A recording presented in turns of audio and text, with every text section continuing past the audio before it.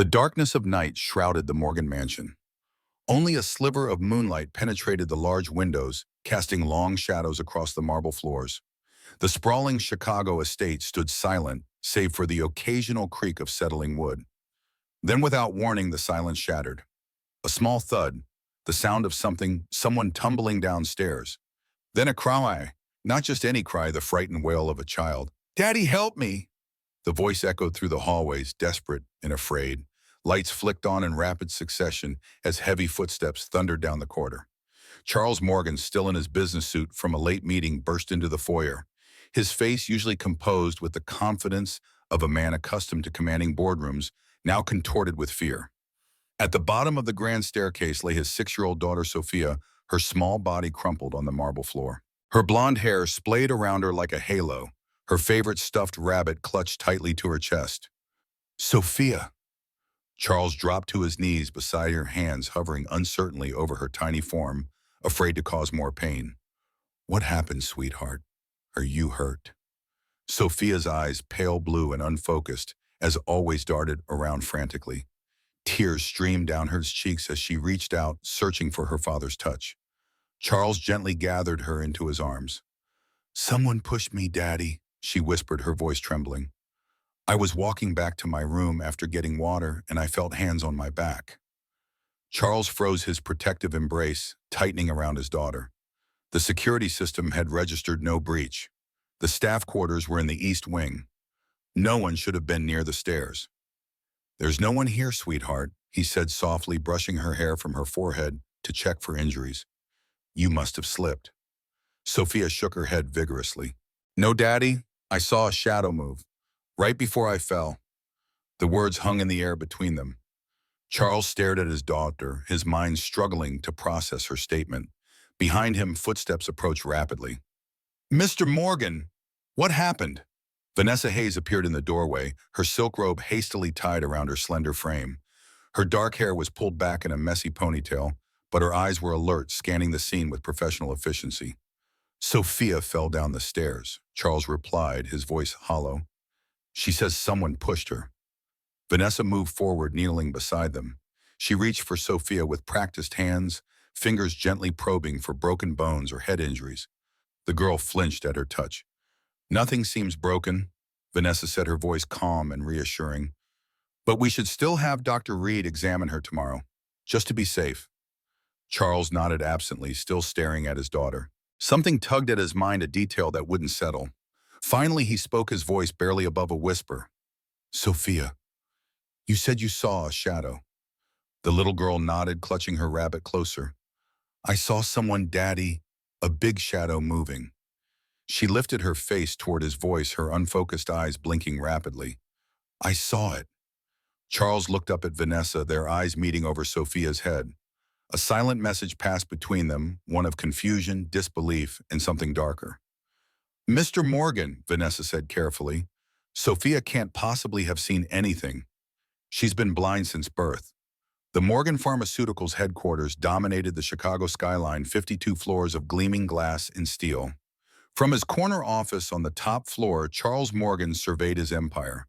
The morning sun glinted off Lake Michigan in the distance, but the beauty was lost on him today. His mind remained in his daughter's bedroom, where he'd sat until dawn, watching her sleep after the incident. Charles ran a hand through his silver-streaked dark hair. At 52, he still maintained the athletic build of his younger years, though the constant pressure of running a pharmaceutical giant had etched permanent lines around his eyes. Eyes that now stared unseeing at the sprawling city below. "Sir," his assistant's voice came through the intercom. "Dorit is on line 1. Charles pressed the button. "Edwin, thank you for seeing Sophia this morning." The familiar voice of his longtime friend and personal physician filled the room. "Charles, she's perfectly fine physically. A few bruises, but nothing serious." "And what she said about seeing something?" A pause. Too long. "Children with congenital blindness often use visual language, Charles. They hear others talk about seeing things and adopt the terminology. It doesn't mean actual vision." Charles turned from the window, frowning. "This was different, Edwin. She described a shadow movement. She's never done that before." "The brain is remarkable, Charles. It can construct visual imagery, based on other sensory inputs, sounds air currents, especially in children. So you're saying she didn't see anything? I'm saying it's impossible. The tests we've run since her birth have all confirmed complete blindness. The optic nerve damage is irreversible. Charles sighed, glancing at the framed photo on his desk, his late wife Elizabeth holding newborn Sophia in the hospital, her smile radiant despite her exhaustion. The last photo ever taken of her.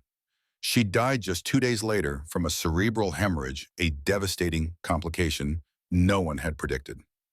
I trust your judgment, Edwin, as always. Have Vanessa continue with the prescribed eye drop regimen. They won't restore vision, of course, but they help prevent further deterioration and discomfort. Of course. And Charles, perhaps it's time to consider bringing in someone new for Sophia. A child psychologist, maybe. She's at an age where she's beginning to understand her differences from other children. That can be difficult. After ending the call, Charles stood at the window for a long moment. 5 years of building his company into a pharmaceutical powerhouse, 5 years of raising Sophia alone, 5 years of guilt for not being there when Elizabeth needed him most. The weight of it all pressed down on his shoulders like a physical burden. His phone buzzed with a calendar notification. Interview music teacher, 4 p.m. The Morgan Estate gardens bloomed with early summer flowers, their fragrance filling the air as Sarah Campbell followed the housekeeper along the stone path. Her hands clutched her portfolio tightly, betraying her nervousness despite her composed exterior. At 34, Sarah had the kind of beauty that came from character rather than perfection. Warm brown eyes that crinkled when she smiled, chestnut hair cut in a practical bob, and an expressive face that revealed her emotions to anyone paying attention. Today, that face showed determination mingled with apprehension. The housekeeper led her through massive double doors into a foyer with soaring ceilings and marble floors that echoed with their footsteps. Sarah's gaze immediately fell to the grand staircase, where a little girl sat on the bottom step, her hands exploring the texture of a stuffed rabbit's ears. Ms. Campbell for the music teacher position, the housekeeper announced to a tall woman standing nearby.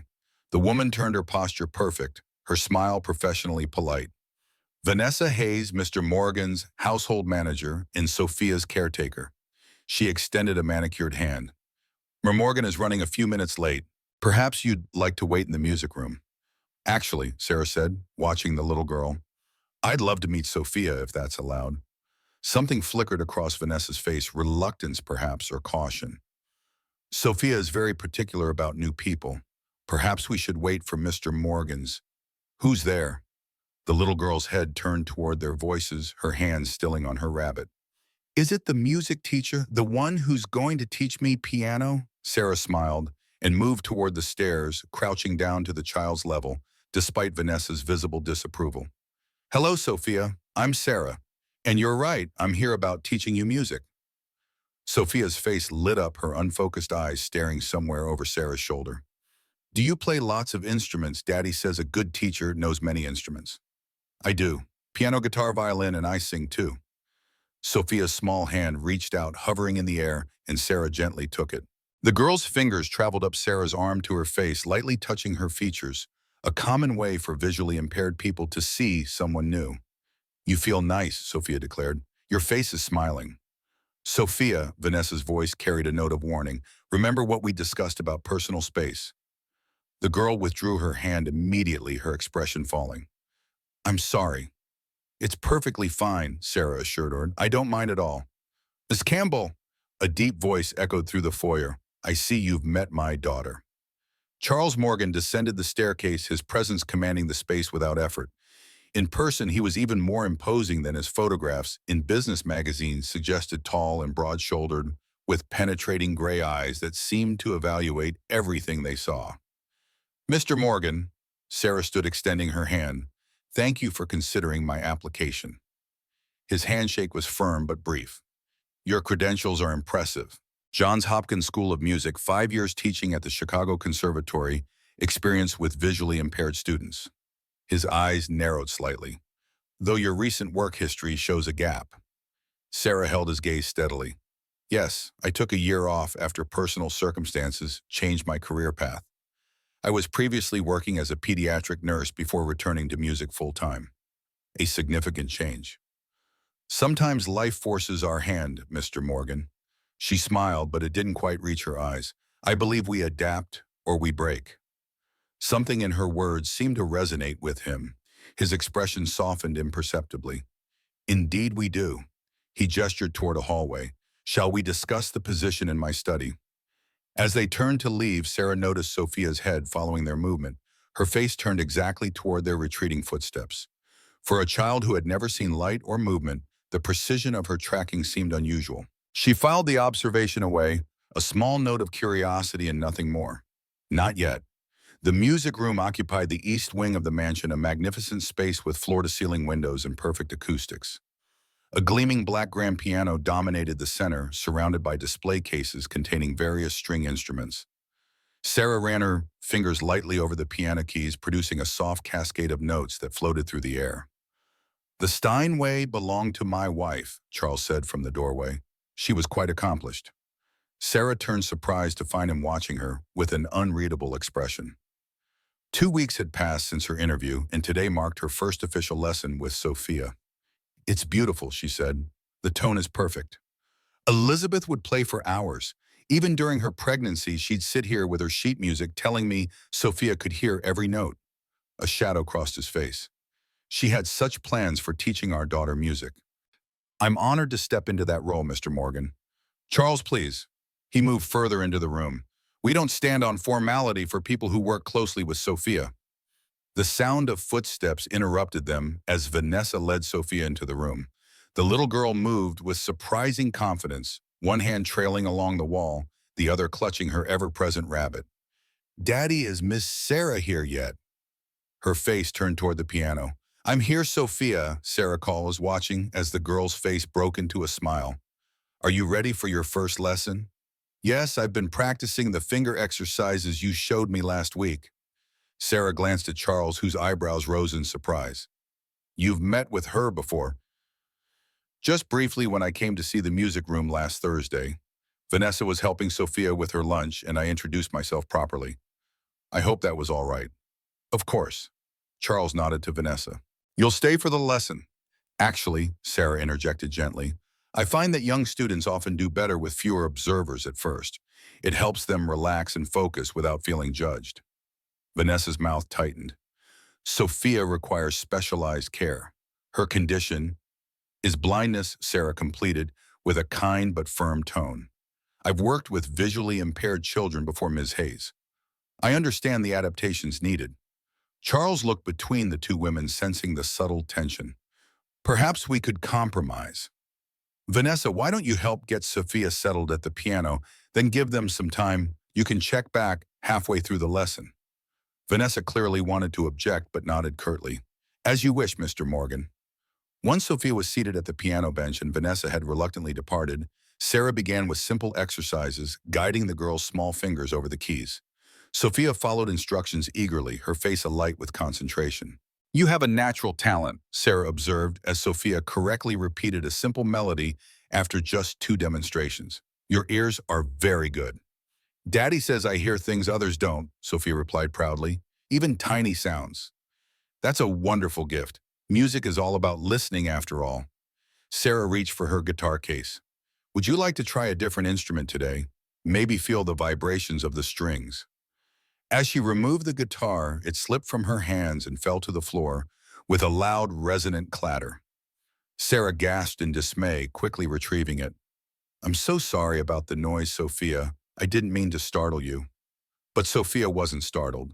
Her head had turned precisely toward the sound the instant the guitar fell. More surprisingly, when Sarah silently moved 2 steps to the left, the girl's head tracked the movement perfectly. Sophia, Sarah asked carefully, can you tell where I am right now? You're by the big window, Sophia answered promptly, where the sun comes in warm. Sarah hadn't mentioned her location, and the carpeted floor had muffled her footsteps completely. A child with normal hearing shouldn't have been able to track her silent movement so accurately. A child with true blindness wouldn't refer to the sun as warm in quite that way. Keeping her voice casual, Sarah moved silently to the opposite side of the room. And now, Sophia turned her head, not quite directly at Sarah, but close, very close. You're by Daddy's violin case. She hesitated, then added more softly, I'm not supposed to know where things are without touching them or asking. Ms. Vanessa says it makes people uncomfortable. A chill ran down Sarah's spine. Before she could respond, the door opened and Vanessa entered, carrying a small case. Time for Sophia's eye drops. She announced, her tone brooking no argument. We never miss these, do we, Sophia? The girl's demeanor changed instantly, her shoulders hunching slightly as she nodded. Yes, Ms. Vanessa. Sarah watched as Vanessa expertly tilted Sophia's head back, holding her eyelids open with practiced fingers. The drops fell into each eye and Sophia blinked rapidly, her expression momentarily distressed. They sting, she whispered. Just for a moment, Vanessa replied, her tone softening. Remember what Dr. Reed says. These help your special eyes. Sarah observed the interaction with growing unease. Something about the situation felt wrong, though she couldn't pinpoint exactly what. The eye drops seemed to genuinely distress Sophia, and the change in the girl's demeanor around Vanessa was striking. We should continue the lesson, Sarah suggested after Vanessa had finished. We were just exploring different instruments. Actually, Vanessa checked her watch. Sophia has her rest period now, Dr. Reed is very specific about her schedule. Too much stimulation can cause headaches with her condition. Sophia's face fell. But we just started. Can I have 10 more minutes?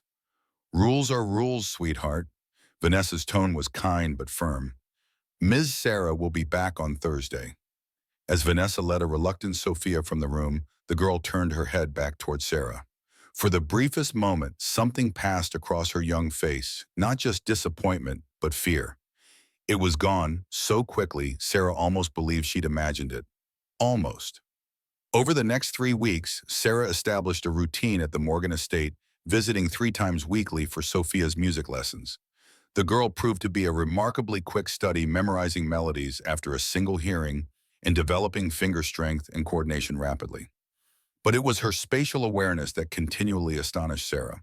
Sophia could identify instruments by their shape before touching them. She commented on Sarah's colorful scarves, once asking if the blue one with yellow flowers was new. She navigated the music room with suspicious ease, never bumping into furniture, even when Sarah quietly rearranged items between lessons. Each observation strengthened Sarah's conviction that Sophia Morgan was not completely blind. Yet every lesson was interrupted precisely halfway through for Vanessa to administer the eye drops, after which Sophia became noticeably more disoriented and less responsive to visual cues. On a rainy Thursday afternoon, Sarah arrived early for her lesson, hoping to speak with Charles about Sophia's progress. Instead, she found the foyer empty except for the housekeeper polishing the banister. Mr. Morgan had an emergency board meeting, the older woman explained. Ms. Hayes took Sophia for her medical checkup with Dr. Reed. They should return shortly. I see. May I wait in the music room? Of course, miss. I'll let them know you've arrived when they return. Sarah nodded gratefully and made her way through the now familiar corridors. As she passed Charles's study, she noticed the door slightly ajar.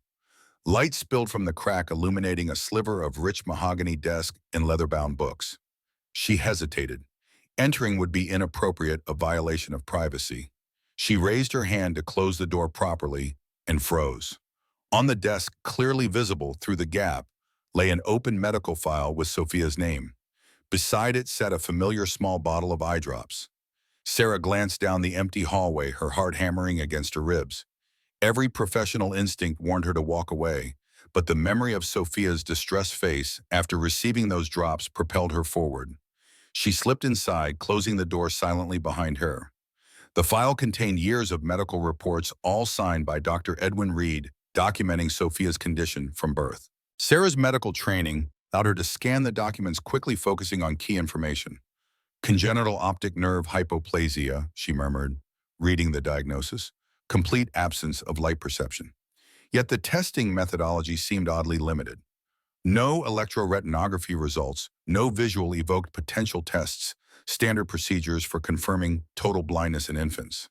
Just observations and basic pupillary response tests, all performed by Dr. Reed himself with no secondary opinions. Sarah's attention shifted to the eye drops. The label had been partially removed, but she could still make out the chemical name, a cyclopentolate compound typically used to dilate pupils for examination. but the concentration marked on the bottle was unusually high, 5 times the standard dose for pediatric patients. "What are you doing in here?" Sarah spun around the bottle, still in her hand. Vanessa stood in the doorway, her face a mask of cold fury.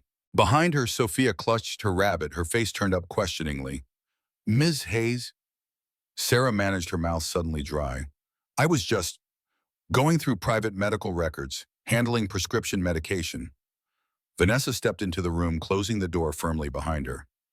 "That's grounds for immediate termination and possibly legal action." Sarah's mind raced. "These drops," she said, holding up the bottle, "the concentration is dangerously high for a child Sophia's age." Vanessa's expression didn't change. "Are you a physician now, Ms. Campbell? Or just an unemployed nurse who thinks she knows better than a renowned ophthalmologist?" The barb struck home, but Sarah stood her ground. "I know enough to recognize when something doesn't add up. Cyclopentolate at this concentration would effectively paralyze the iris muscles and blur vision significantly. If Sophia has any light perception at all, these drops would suppress it." "Sophia has been blind from birth," Vanessa stated flatly. "These drops are a specialized formula Dr. Reed developed specifically for her condition. They prevent pain and further deterioration." "Then why does she seem to see light and movement before receiving them, but not after?" A flicker of something alarm crossed Vanessa's face before her professional mask returned. "Your imagination is running wild, Ms. Campbell. I've cared for Sophia since she was an infant. I think I would notice if she could suddenly see." "Ms. Sarah," Sophia's small voice interrupted their standoff. "Are we having our lesson now? I practiced the new song." Sarah looked at the little girl, noting how her unfocused eyes roamed vaguely in her direction, differently than before the drops, when her gaze had been far more accurate. "Of course, sweetheart," she replied, maintaining her composure. "I can't wait to hear it." Vanessa's hand closed around Sarah's wrist, taking the eye drop bottle. "We'll need to discuss this with Mr. Morgan," she said quietly, her voice carrying an unmistakable threat. "For now, I suggest you proceed with the lesson as scheduled. Unless you'd prefer, I call security to escort you out." Sarah released the bottle. "The lesson, then." As they walked to the music room, Vanessa's hand firmly guiding Sophia, Sarah noticed the little girl's fingers discreetly forming a gesture against her rabbit thumb and pinky extended middle fingers curled in. The universal sign for a phone. Sophia Morgan, supposedly blind from birth, was trying to tell her something, and she wanted Sarah to call someone. That evening, Sarah sat in her modest apartment, staring at her laptop screen as she searched for information on Dr. Edwin Reed. His credentials were impeccable: Harvard Medical School fellowships at prestigious eye institutes, numerous publications on pediatric ophthalmology. He had served as chief of ophthalmology at Northwestern Memorial before establishing his private practice catering to Chicago's elite. But something about the man's perfectly curated professional image raised Sarah's suspicions. Digging deeper, she found mentions of his research partnership with Morgan Pharmaceuticals on several experimental eye medications. The connection made sense. He was Charles's friend after all, but the coincidence of him also being Sophia's doctor from birth seemed convenient. Sarah's phone rang, startling her from her research. The caller ID showed an unknown number. "Hello? Is this Sarah Campbell?" A woman's voice, unfamiliar and cautious. "Yes, who's calling?" "My name is Jennifer Larson. I worked as a research assistant at Reed Eye Associates." The woman paused. "I saw your name on the visitor log at the Morgan House today. You're Sophia's music teacher." Sarah sat up straighter. "Yes, I am. How did you get my number?" "That's not important right now. What's important is that you're asking questions about Dr. Reed and his treatment of Sophia." Another pause. "You're not the first." A chill ran down Sarah's spine. "What do you mean?" "I can't talk over the phone. Can you meet me tomorrow? There's a coffee shop called Meridian on North Clark Street. 11 a.m. "How do I know this isn't some kind of trap? You could be working for Vanessa Hayes." The woman gave a bitter laugh. "Ms. Hayes and I are not on speaking terms, I assure you. If you care about that little girl, you'll come. Bring cash. I need to leave town immediately afterward." The line went dead before Sarah could respond. She set down her phone, minds racing. The call could indeed be a setup, but it might also be her best chance to understand what was happening with Sophia. Her instincts as both a nurse and a teacher urged her to investigate further. Sarah returned to her laptop, opening a new search window. This time she looked up, Morgan Pharmaceuticals, alongside experimental eye medications.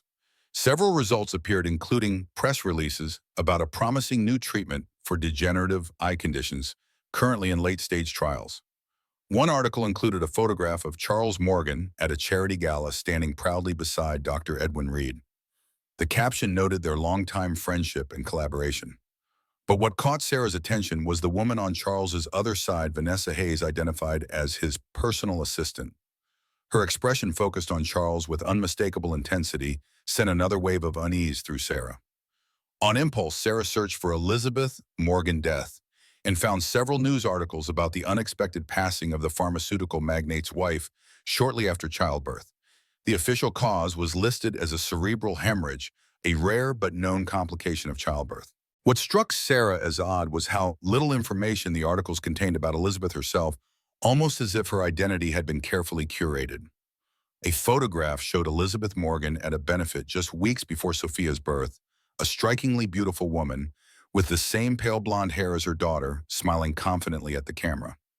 According to the caption, she had been a research scientist before marrying Charles. Sarah searched for more information about Elizabeth's professional background and discovered she had worked for Phoenix Biotech, a direct competitor of Morgan Pharmaceuticals, until shortly after her marriage to Charles. The pieces began forming a troubling mosaic in Sarah's mind. A pharmaceutical CEO's wife dies unexpectedly after childbirth. Their daughter is diagnosed with blindness by the father's close friend. The child receives unusual medication administered by a caretaker who watches her constantly. And now a former employee of the doctor wants to meet secretly. Sarah closed her laptop and moved to the window, gazing out at the Chicago skyline. Her thoughts turned to Sophia, bright musical Sophia, whose small fingers formed the phone signal while clutching her rabbit. A child who could somehow track movement in a quiet room. A little girl who knew the color of Sarah's scarves. Whatever was happening in the Morgan mansion, Sarah was now certain of one thing. Sophia Morgan was not completely blind. And for some reason, the adults surrounding her wanted to keep her in darkness. The question was why? And more importantly, what would happen when Sarah brought that truth to light? The morning sun filtered through rain-streaked windows at Meridian Coffee Shop as Sarah Campbell checked her watch for the third time. 11:15. Jennifer Larson was late. Perhaps she wouldn't come at all. Sarah sipped her cooling latte, eyes fixed on the entrance. Each time the door opened, her pulse quickened, only to slow again as strangers entered. The coffee shop buzzed with the usual morning crowd, business people typing frantically on laptops, students with headphones, baristas calling out complicated orders. None paid attention to the woman sitting alone in the corner booth, her face tense with anticipation. A vibration from her phone startled her. A text message from an unknown number. Back table, blue scarf, been here 30 minutes watching. Sarah scanned the room again. In the farthest corner, partially hidden by a decorative plant, sat a thin woman with mousy brown hair and dark circles under her eyes. She wore a faded blue scarf and hunched over a laptop, occasionally glancing toward the door with nervous energy. Their eyes met briefly before the woman looked away, fingers tapping anxiously on her cup. Sarah gathered her belongings and casually made her way across the cafe. Without waiting for an invitation, she slid into the booth opposite Jennifer Larson. "You're careful," Sarah observed quietly. "Why, Jennifer's eyes darted around the room before settling on Sarah. Because the last person who asked questions about Sophia Morgan's treatment lost their job, their apartment, and nearly their medical license." She closed her laptop. "I'm not being paranoid, Miss Campbell. I'm being realistic. Call me Sarah." She studied the woman's face, noting the signs of stress and fear. "Tell me what you know about Sophia." Jennifer leaned forward, voice barely above a whisper. "I worked in Dr. Reed's research department for 3 years. Most of our funding came from Morgan Pharmaceuticals for developing a new ocular medication called Visioplex." She pulled a flash drive from her pocket and slid it across the table. "Everything's here. Clinical trials, test results, patient files." Sarah pocketed the drive. "What's so special about Visioplex?" "It was supposed to be revolutionary, a treatment for genetic retinal disorders that could prevent blindness in children with certain mutations. The early animal trials were promising." Jennifer's hands trembled slightly as she sipped her coffee. "But when we moved to human trials, there were complications." "What kind of complications?" "Side effects, severe ones. Visual distortions, pupillary paralysis, even permanent damage to the optic nerve in some cases. Jennifer's voice hardened. Dr. Reed buried those results. Too much money at stake.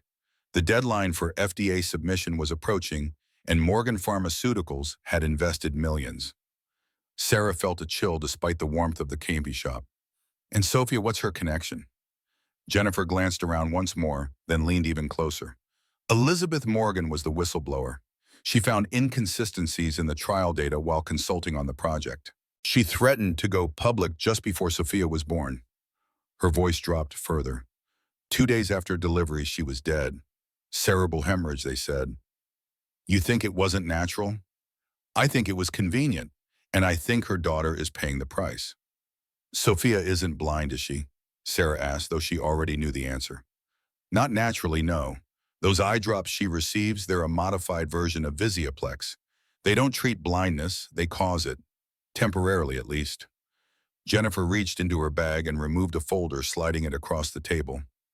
This is Sophia's original birth record. No mention of visual impairment. Sarah opened the folder with trembling hands. The medical report looked official, recording a healthy female infant with all normal neurological responses, including pupillary light reflexes. No indication of any visual defect. Why would they do this to her? Sarah whispered, horror creeping into her voice. Insurance, for one. The Morgan family policy includes a $50 million disability clause that activates upon confirmed permanent disability of a dependent child. Jennifer's mouth twisted bitterly. But mainly leverage. Charles Morgan is brilliant and ruthless. He built Morgan Pharmaceuticals from nothing into a billion-dollar company. But people like that make enemies. Vanessa Hayes, who is she really? Not just a nanny, that's for sure. She was the lead researcher on Visioplex before being reassigned to care for Sophia. Jennifer checked her watch nervously. I need to go. My flight leaves in 3 hours and I still need to ditch my phone. Where will you go? Better you don't know. Jennifer stood, pulling on her coat. There's one more thing. When Elizabeth Morgan died, she was compiling evidence against Reed and the company. That evidence disappeared from her office the same night. She hesitated. If it still exists, it would be somewhere in that house. Why are you telling me all this now? Why not go to the authorities? Jennifer laughed without humor. With what proof against the word of one of Chicago's most powerful men and his pet doctor? She shouldered her bag. I tried once. The detective assigned to my complaint had a son who mysteriously received a full scholarship to Harvard the next day. Case closed. She turned to leave, then paused. That little girl deserves better. She deserves to see the world. Just be careful. You're playing with fire. Sarah watched Jennifer weave through the crowded cafe and disappear out the door, wondering if she would ever see the woman again. The flash drive felt heavy in her pocket, a digital weight of secrets and lies that could destroy lives or save one. The familiar sound of Chopin's Nocturne in E-flat major filled the music room as Sophia's small fingers moved confidently across the piano keys. 6 weeks of lessons had produced remarkable progress. The girl played with a natural musicality that belied her age, her head swaying gently with the melody. Beautiful, Sarah praised as the piece ended.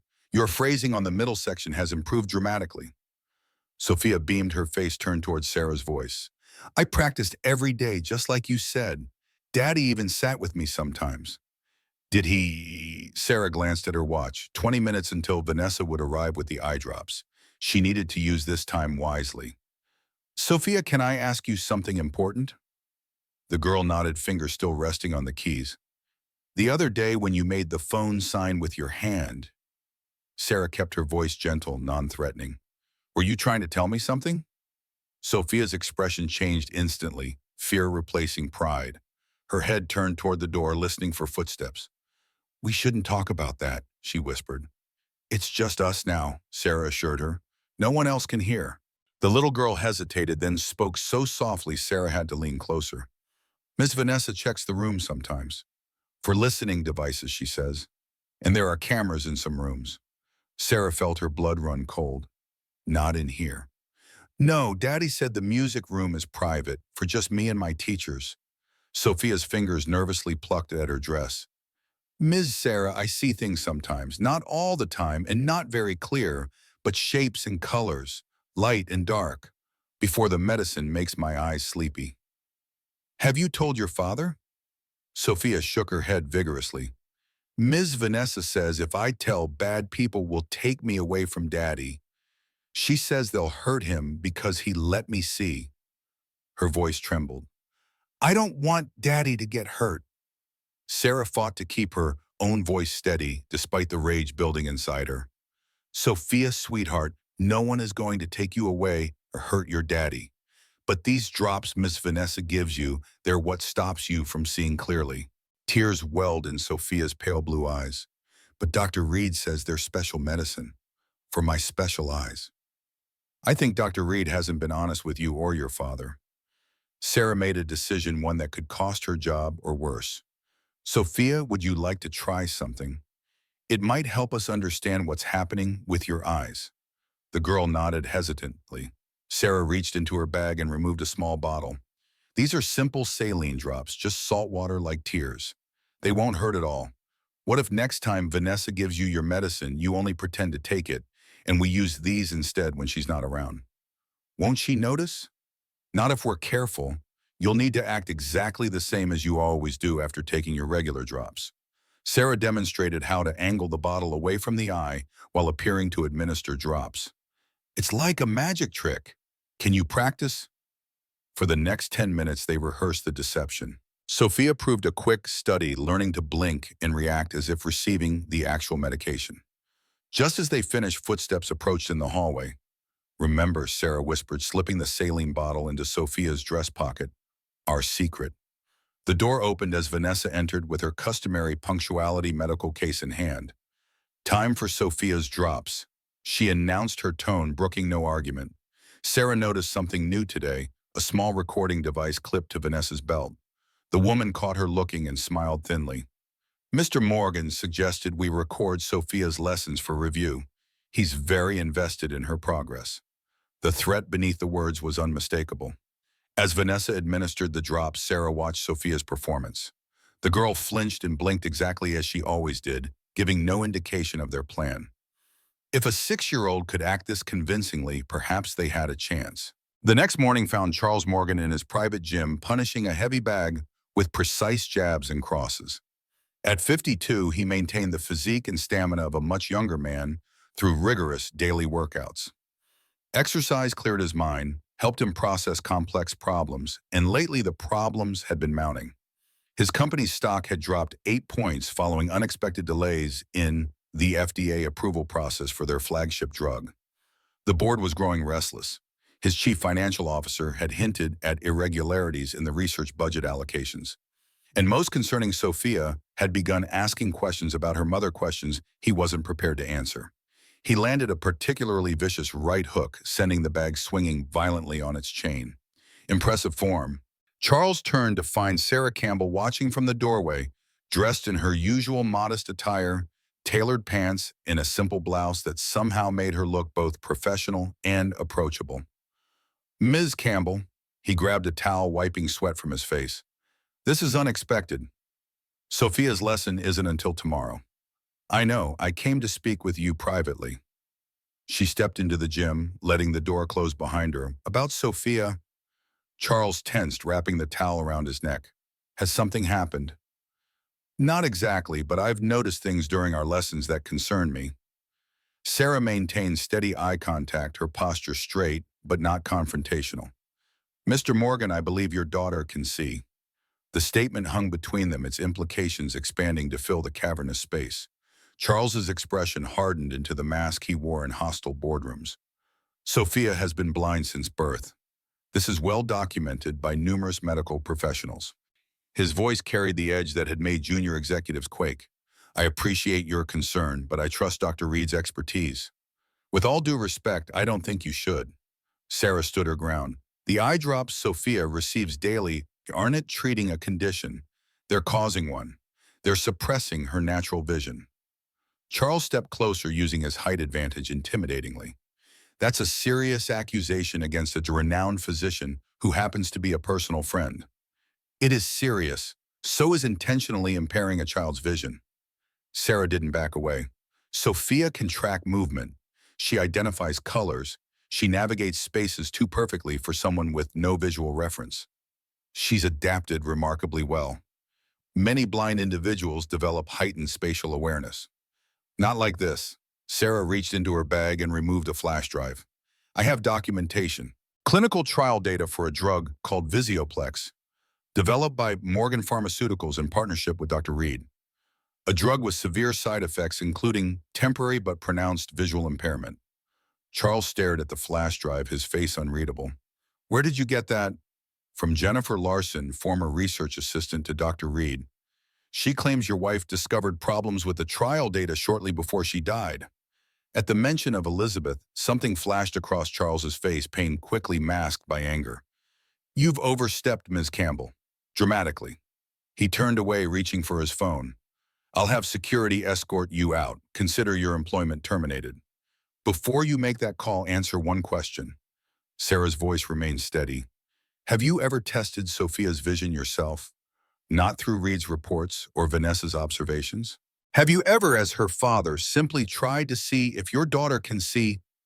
Charles's hand froze above his phone. The question struck with precision, finding the hairline fracture in his certainty. Memories surfaced unbidden, Sophia turning toward movement she shouldn't have detected, identifying objects across rooms, her comment about seeing shadows the night she fell. Daddy, help me. Someone pushed me. Daddy, I saw a shadow move. His hand lowered slowly. What exactly are you suggesting? He asked, his voice quieter now. I'm suggesting you've been lied to by people you trusted. Sarah stepped closer. And I'm suggesting that Sophia deserves better from all of us, especially her father. The accusation landed like a physical blow. Charles turned back to face her anger, warring with an emotion he rarely permitted himself doubt. Why? Why would Reed do this? What possible motive could justify such an action? I was hoping you could tell me. Sarah held out the flash drive. Everything I know is on here. Review it yourself, then decide if I deserve to be thrown out. After a long moment, Charles took the drive. I'll look at this, but if we find you've fabricated evidence to slander my friend and my company, the consequences will extend far beyond losing your job. Sarah nodded, accepting the implied threat. Fair enough, and if you find I'm telling the truth, what then, Mr. Morgan? The question hung unanswered as she turned and walked out of the gym, leaving Charles alone with a flash drive that might destroy everything he thought he knew. The grandfather clock in Charles's study chimed midnight as he stared at his computer screen, eyes burning from hours of reading. The contents of Sarah's flash drive had proven extensive clinical trial data, internal emails, financial records, all pointing toward a disturbing conclusion. Visioplex, his company's promising treatment for hereditary retinal disorders, had shown severe neurological side effects in phase 2 trials, side effects that had been systematically removed from official reports. His company, his legacy, had been pursuing FDA approval for a potentially dangerous drug, and the modified version of that same drug was apparently being administered to his daughter daily. Charles rubbed his temples, trying to process the implications. If these documents were authentic, Reed had been deliberately impairing Sophia's vision for years. But why? What could possibly justify such an unconscionable act against a child? His eyes fell on the photograph of Elizabeth on his desk. Her smile, so full of life and intelligence, seemed to mock him now. Had she discovered this deception? Was that why? He couldn't complete the thought. A soft knock interrupted his dark musings. Vanessa entered without waiting for a response, carrying a cup of his preferred evening tea. You're working late, she observed, setting the cup beside him. The Visioplex submission, Charles closed the laptop subtly, years of boardroom negotiations having taught him to mask his thoughts. Just catching up on some reading. He studied her face, searching for signs of deception. Had he ever truly looked at her before? Vanessa, how long have you been with us now? 5 years. She smiled, smoothing her immaculate skirt. Since shortly after Elizabeth passed, Dr. Reed recommended me, remember? He said Sophia would need specialized care. Yes, I remember. Charles sipped the tea, watching her over the rim. You've been invaluable. I don't know how we would have managed without you. That's very kind. She glanced at his closed laptop. Is everything all right? You seem preoccupied. Just thinking about Sophia. He set down the cup. She's been asking about her mother lately. Something flickered across Vanessa's face, concern, alarm. It disappeared too quickly to identify. Children get curious at her age, she said carefully. It's natural she'd want to know more about Elizabeth. She asked me an interesting question today. Charles kept his tone casual. She wanted to know if her mother could see the stars. Not if her mother liked looking at the stars, but if she could see them. An odd phrasing, wouldn't you say? Vanessa's smile remained fixed, but her posture tensed slightly. Children say the strangest things sometimes. Their language development is fascinating. Indeed. Charles stood moving to the window overlooking the darkened estate grounds. Vanessa, has Sophia ever said anything to you about seeing things, lights, shapes, movements? The silence stretched a beat too long. Never clearly, she finally answered. She sometimes uses visual language, but Dr. Reed explained that's common among congenitally blind children who grow up around sighted people. They adopt the terminology without understanding the experience. Charles turned to face her directly. And the eye drops, exactly what condition do they treat? They prevent further deterioration of the optic nerve and manage intraocular pressure. Her response came too quickly, too rehearsed. Dr. Reed could explain the mechanism better than I can. I'm sure he could. Charles forced a smile. Thank you for the tea, Vanessa. I think I'll turn in soon. Of course. She moved toward the door, then paused. Charles, that music teacher, Ms. Campbell, has she spoken to you recently about Sophia? The casual inquiry carried weight beyond its words. Charles maintained his neutral expression. She's mentioned Sophia's remarkable progress with the piano. Why do you ask? No reason in particular, just that she seems unusually interested in Sophia's medical condition. It struck me as potentially unprofessional. I'll keep that in mind. Charles nodded dismissively. Good night, Vanessa. After she left, Charles remained motionless, listening to her footsteps fade down the corridor. When certain he was alone, he reopened the laptop and continued reading, a cold determination settling in his chest. If his daughter had been harmed, if Elizabeth had been silenced, there would be consequences. Charles Morgan had not built a pharmaceutical empire by being easily deceived or forgiving to those who betrayed him. Morning sunlight streamed through the windows of Sophia's bedroom as Sarah guided the little girl through her scales. They had moved the lesson upstairs today at Charles's suggestion, an unusual change that had visibly displeased Vanessa. 3 days had passed since Sarah had given Charles a flash drive. He hadn't fired her, which she took as a positive sign, but neither had he acknowledged their conversation. The tension in the household had become palpable, with Vanessa watching Sarah's every move with undisguised suspicion. Very good, Sarah praised as Sophia completed a difficult passage on the portable keyboard. Your fingering is perfect. Sophia beamed at the compliment.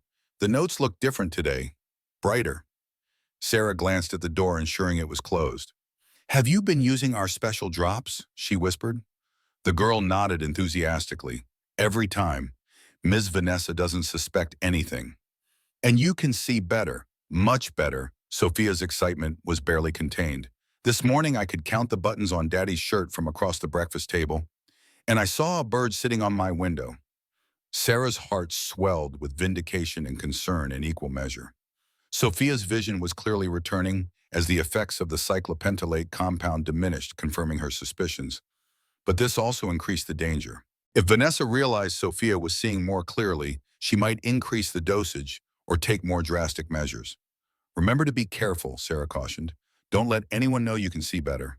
I remember. Sophia's expression turned serious beyond her years. I'm being a good actress, just like we practiced. A knock at the door interrupted them. Charles entered, his tall frame filling the doorway. His face showed signs of exhaustion, dark circles under eyes that had seen too little sleep and too many troubling revelations. Daddy. Sophia turned toward him with perfect accuracy, then caught herself and adjusted her gaze slightly off-center. I'm learning a new song. Want to hear in a moment, sweetheart. Charles smiled, though the expression didn't reach his eyes. Ms. Campbell and I need to discuss your progress privately. Would you mind practicing the scales we worked on yesterday? I'll be right back. Sophia nodded, her fingers returning to the keyboard as Charles gestured for Sarah to follow him into the hallway. He led her to a small sitting room nearby, closing the door firmly before speaking. I've reviewed the materials you provided. His voice remained neutral controlled. Some of the documents appear legitimate. Others would be difficult to verify without access to Reed's private servers. But you believe me now? Sarah searched his face for confirmation. I'm considering the possibility. He paced the room, hands clasped behind his back. I've arranged for an independent ophthalmologist to examine Sophia tomorrow. Someone with no connection to Reed or my company. Hope surged in Sarah's chest. That's excellent. A proper examination will confirm everything. Vanessa doesn't know. Neither does Reed. Charles stopped pacing, fixing Sarah with an intense stare. If you're wrong about this, if you've manipulated evidence or coached Sophia to respond in certain ways, I will ensure you never work with children again. Are we clear? Perfectly. Sarah met his gaze without flinching. But I'm not wrong, Mr. Morgan. Your daughter can see. Maybe not perfectly, but far more than anyone has allowed her to acknowledge. Charles seemed about to respond when his phone buzzed. He checked the screen, his expression darkening. I need to take this. We'll continue our conversation later. As he stepped out to answer the call, Sarah found herself alone in the elegant sitting room, surrounded by priceless artwork Sophia had supposedly never seen. The irony wasn't lost on her. An entire world of beauty kept from a child who could actually perceive it. She moved to the window, gazing out at the manicured gardens below. A figure caught her attention. Vanessa walking rapidly across the lawn toward the guest house where Dr. Reed stayed during his frequent visits. The woman's body language spoke of urgency, agitation. Something had spooked her. Sarah's instincts screamed danger. If Vanessa suspected Charles was arranging independent testing for Sophia, what might she do? The stakes were apparently high enough to maintain this deception for years, perhaps high enough to eliminate threats, like Elizabeth Morgan. Sarah needed evidence no one could dispute or bury. Her eyes fell on Charles's briefcase left beside an armchair during their conversation. The top gaped slightly open, revealing folders and a tablet computer. She hesitated only briefly before making her decision. Crossing the room quickly, she opened the briefcase and rifled through its contents. Most were standard business documents, but one folder labeled Elizabeth Personal caught her attention. Inside was a USB drive marked simply EM. Without allowing herself to reconsider, Sarah pocketed the drive. She had just closed the briefcase when the door reopened and Charles returned, his expression grim. That was my security chief, he said without preamble. Someone attempted to access our home network remotely this morning. They were specifically targeting files related to Elizabeth and Sophia. Sarah's blood ran cold. Vanessa? Possibly. The attempt came from within the estate. Charles moved closer, lowering his voice. Miss Campbell, Sarah, I need to know everything you know. Now, no more revelations in careful doses. I've told you what I know about Sophia's condition, Sarah insisted. The drop's the suppressed vision Reed's involvement. The rest is mostly conjecture based on what Jennifer Larson told me. And what exactly did she tell you about Elizabeth's death? The question carried a weight that seemed to change the air pressure in the room. Sarah chose her words carefully. She suggested Elizabeth discovered problems with the Visioplex trials, that she was gathering evidence and preparing to report the irregularities. Sarah paused, watching Charles's reaction, and that her death might not have been from natural causes. Charles closed his eyes briefly, pain etching new lines into his face. When he spoke again, his voice had lost its commanding edge, revealing the raw grief beneath his carefully maintained facade. The night before she died, Elizabeth told me she needed to discuss something important about the company, something that couldn't wait. He moved to the window, staring out at the grounds as if seeing a different time. I was in New York finalizing an acquisition. I told her it could wait until I returned. The weight of that memory, that regret, hung visible on his shoulders. The next morning, she went into premature labor. By the time I reached the hospital, Sophia had been delivered and Elizabeth was in critical condition. She never regained consciousness. His hands clenched on the windowsill. Reed handled everything. The medical decisions, the arrangements, even the initial care for Sophia. I was not functioning well. And he told you Sophia was blind. He showed me test results, MRIs, electroretinograms, specialist consultations. Charles turned back to face her. All of it false. It appears so. Sarah stepped closer, her voice softening. Mr. Morgan believes someone has been using your daughter's artificial condition to control you or your company in some way. The disability insurance Jennifer mentioned, $50 million could be part of it, but I suspect there's more. Charles's phone buzzed again. This time when he checked it, his face drained of color. What is it? Sarah asked, alarmed. Reed's here. He wasn't expected until tomorrow. Charles pocketed his phone, moving quickly toward the door. I need to speak with him alone. Go back to Sophia and stay with her. Don't leave her side for any reason. What about Vanessa? I'll handle Vanessa. The commanding CEO had returned, determination hardening his features. No one touches my daughter again without my explicit permission. No drops, no examinations, nothing. As Charles strode from the room, Sarah hurried back to Sophia's bedroom, her mind racing. The confrontation she'd set in motion was accelerating faster than anticipated. She only hoped Charles was prepared for what he might discover, and that she hadn't placed Sophia in greater danger by exposing the truth. Sophia was still playing when Sarah returned, her delicate fingers picking out a simple melody. She turned as Sarah entered, a smile lighting up her face. I can see you more clearly today, she whispered excitedly. Your hair is brown and your eyes too, and you're wearing a blue shirt with little white flowers. Sarah's heart both soared and sank. Sophia's vision was definitely improving, but her ability to hide it was not. If Vanessa or Reed spent any time with her now, they would immediately notice the difference. Sophia listened carefully. Sarah knelt beside the piano bench, taking the girl's small hands in hers. Your father knows about the special drops we've been using. He's talking to Reed right now. Fear flashed across Sophia's face. Is Daddy mad? Will the bad people take me away? No one is taking you anywhere. Sarah spoke with firm conviction. But we need to be extra careful today. If Ms. Vanessa or Dr. Reed comes in, you need to act exactly like you did before. Like you can't see anything clearly. Sophia nodded solemnly. I can do it. I'm a good actress. The very best. Sarah smiled reassuringly. Now let's practice your new piece. Your father will want to hear it when he comes back. As they returned to the lesson, Sarah struggled to focus on the music. Her thoughts kept returning to Charles confronting Reed, to Vanessa's urgent trek across the grounds, to the USB drive now burning a hole in her pocket. Pieces of a puzzle were falling into place, forming a picture more sinister than she had initially imagined.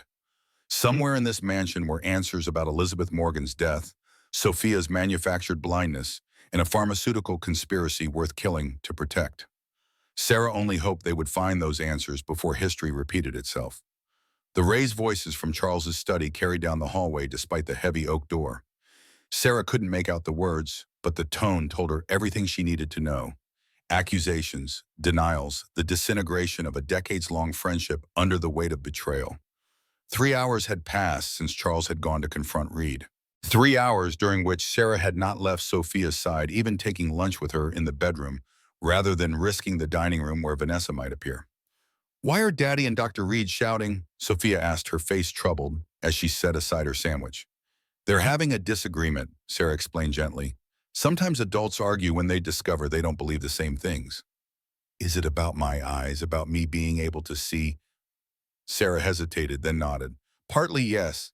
Sophia's small shoulders slumped. It's my fault they're fighting. No. Sarah moved to sit beside her on the window seat, wrapping an arm around the girl's thin shoulders. None of this is your fault, Sophia. The adults in your life made choices that weren't fair to you. Your father is trying to fix that now. Ms. Vanessa said I was special, Sophia murmured, leaning against Sarah.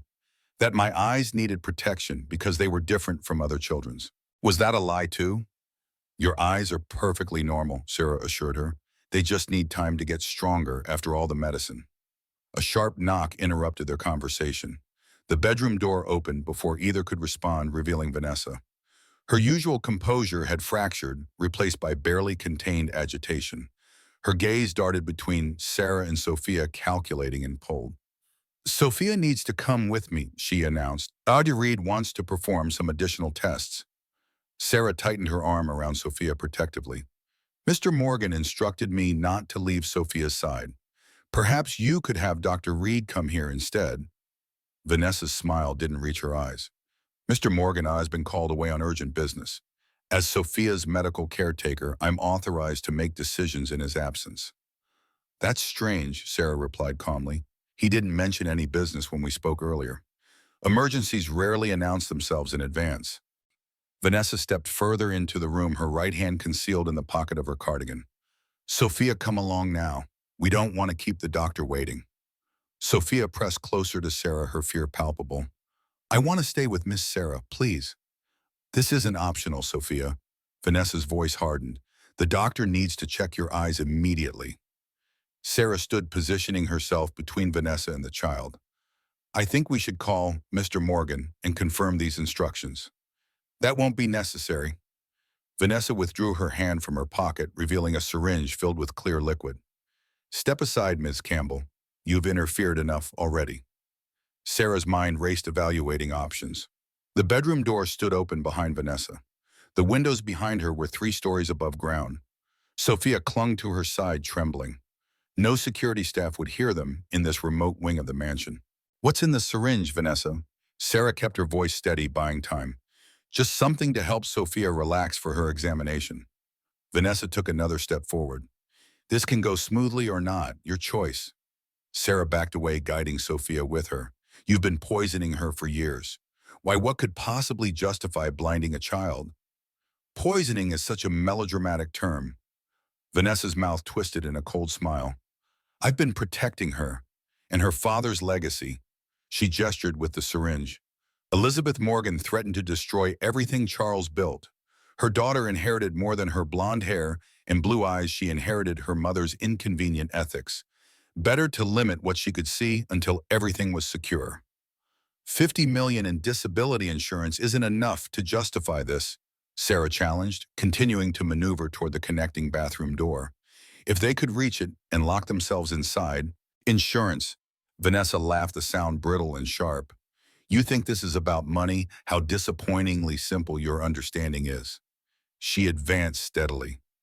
This is about power, control, the future of medicine itself. And Elizabeth, did she have to die for this future? Something dangerous flashed in Vanessa's eyes. Elizabeth made her choice, just as you've made yours.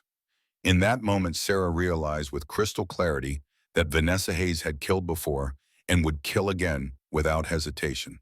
This woman had orchestrated Elizabeth Morgan's death, maintained Sophia's artificial blindness for years, and now intended to eliminate anyone threatening her plans. Sophia, Sarah whispered urgently, when I say run, go through the bathroom into your father's room. Find the security guard. Can you do that? The little girl nodded almost imperceptibly. Sarah locked eyes with Vanessa, who had stopped advancing, clearly recognizing the shift in the standoff. For a heartbeat, the room was perfectly still. 2 women measuring each other, a child caught between them. Years of deception balanced on the edge of a needle. Then several things happened at once. Sarah shouted, "Run!" and lunged forward, knocking a heavy floor lamp into Vanessa's path. Sophia bolted for the bathroom door with surprising speed and accuracy, demonstrating just how well she could actually see. And from the hallway came the unmistakable sound of multiple footsteps moving rapidly toward the bedroom. Vanessa recovered quickly, dodging the falling lamp and grabbing for Sarah's arm. The syringe came dangerously close to Sarah's neck before she managed to knock it away, sending it skittering across the hardwood floor. They grappled in desperate silence, each woman understanding exactly what was at stake. Vanessa had the advantage of training and preparation, but Sarah fought with the ferocity of someone protecting a child. When Vanessa slammed her against the wall, Sarah responded by driving her knee upward, connecting solidly with her opponent's stomach. Vanessa doubled over, gasping, but recovered inhumanly fast. Her hand closed around Sarah's throat, squeezing with methodical precision. Black spots began dancing at the edges of Sarah's vision as she clawed desperately at the constricting fingers. You should have stayed a music teacher, Vanessa hissed, tightening her grip. Some mysteries aren't meant to be uncovered. As consciousness began to fade, Sarah heard Sophia's voice from the doorway, high and clear, and more commanding than any 6-year-old should sound. Let her go, now! Vanessa's head whipped toward the sound. Her grip loosened slightly in surprise, allowing Sarah to gulp a desperate breath. Through blurring vision, she saw Charles Morgan standing in the doorway, his arm around Sophia's shoulders. Beside him stood two security guards and a grim-faced detective whose badge gleamed in the afternoon light. "Vanessa Hayes," the detective announced formally, "you're under arrest for the attempted assault of Sarah Campbell and the endangerment of a minor." As the security guards moved forward to restrain Vanessa, Charles's eyes met Sarah's over the chaos. In that silent exchange, past understanding, gratitude, and something deeper, a recognition of shared purpose that transcended employer and employee. They had rescued Sophia from darkness. But the light they'd brought back into her life had illuminated shadows far more extensive than either had imagined. The real fight was just beginning. The harsh fluorescent lights of Chicago Metropolitan Hospital cast unflattering shadows across every face in the private waiting room. Charles Morgan sat motionless, his powerful frame rigid with tension, eyes fixed on the door through which they had taken Sophia 30 minutes earlier. Beside him, Sarah Campbell waited in similar silence, the events of the previous day etched into the shadows beneath her eyes. Neither had slept. After Vanessa's arrest, the night had dissolved into a blur of police statements, security sweeps of the mansion, and hushed conversations about what to tell Sophia. The girl had eventually fallen asleep, clutching her rabbit, exhausted from fear and confusion, while Charles and Sarah maintained vigil from opposite sides of her bedroom. Now they waited for confirmation of what they already knew, that Sophia Morgan could see. Mr. Morgan, the ophthalmologist, Dr. Elaine Chen, appeared in the doorway, her expression professionally neutral. "Could you join us, please?" Charles rose instantly, his hand reflexively straightening his tie. "Is Sarah welcome as well? Sophia might feel more comfortable with her present." Dr. Chen nodded. "Of course." They followed her through sterile corridors to an examination room where Sophia sat on a padded chair, legs swinging slightly, wearing a pair of specialized testing glasses. When the door opened, she turned immediately toward the sound, a smile breaking across her face. "Daddy, Ms. Sarah, I did all the tests." Her excitement was palpable, innocent in a way that squeezed Charles's heart. "Dr. Chen says my eyes are special, but not broken." Charles knelt before his daughter, taking her small hands in his. "That's wonderful news, sweetheart." His voice remained steady despite the emotion threatening to overwhelm him. "What else did the doctor tell you?" "That I'll see better and better now that I'm not taking the sleepy drops." Sophia adjusted the testing glasses. "And that I need real glasses to help my eyes work together properly." Dr. Chen gestured for the adults to join her near the display screens, showing detailed scans of Sophia's eyes. "Mr. Also, Morgan, your daughter has never been blind," she stated definitively. "Her retinas and optic nerves are structurally normal with some minor refractive issues common in children her age." "Then how," Charles began. "The cyclopentolate compound she's been receiving was modified to create prolonged mydriasis and cycloplegia, essentially paralyzing the iris muscles and preventing proper focus." Dr. Chen's professionalism couldn't entirely mask her disgust. At the concentration found in her system, it would have severely impaired her vision, creating a state mimicking blindness while still allowing some light perception and shadow detection. "Will there be permanent damage?" Sarah asked, the question Charles seemed unable to voice. "Remarkably, no. Children's neural pathways are incredibly resilient. With the medication fully cleared from her system, proper corrective lenses, and visual therapy, Sophia should develop normal vision within 6 to 12 months. Chen smiled at the little girl who was exploring the examination room with newfound visual curiosity. "She's already showing remarkable improvement since her last dose approximately 72 hours ago." Charles remained silent, watching his daughter discover the world through gradually clearing eyes. The magnitude of what had been stolen from her from both of them crashed over him in waves. 5 years of darkness. 5 years of limitations imposed by those he had trusted most. "Dr. Chen," he finally said, his voice low enough that Sophia wouldn't overhear, "I'll need comprehensive documentation of your findings for law enforcement, and I would appreciate your discretion with the media until this matter is resolved." "Of course," she handed him a folder. "These are her initial results and my preliminary report. I've scheduled follow-up appointments for next week to begin her visual therapy." As Dr. Chen explained the treatment plan, Charles's phone vibrated in his pocket. The screen displayed a message from his head of security. "Evidence located in Reed's guest house. Police en route. Call immediately." Charles excused himself, stepping into the hallway to return the call. When he re-entered the examination room minutes later, his face had hardened into the mask his business rivals knew all too well, cold calculating and utterly determined. "We need to go," he announced. "Detective Ramirez requires our presence at the house." The Morgan estate had transformed overnight. Police vehicles lined the circular driveway. Evidence technicians moved methodically through the gardens toward the guest house. Uniformed officers guarded entry points. The serene mansion now resembled a crime scene, which Charles reflected bitterly. It had been for years without his knowledge.